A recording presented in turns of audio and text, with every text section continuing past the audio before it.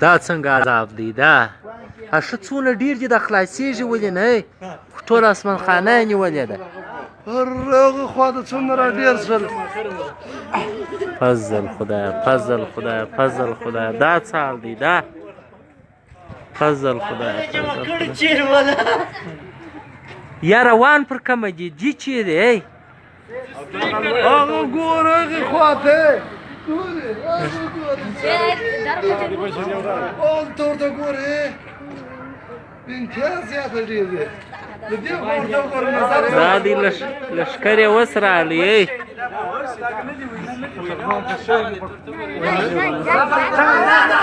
هلاله راشه وایه که دا راشه وایه که چې دا دی چې دغه دی دغه دی دا خو ملخان دي ته راوړه ته راوړه کومه دی ملخ دی دغه دی ګور دا جلال ذاتي ده دا جلال ته ما ورکو دا دې ما وایه ته راوړه ماما ته راکه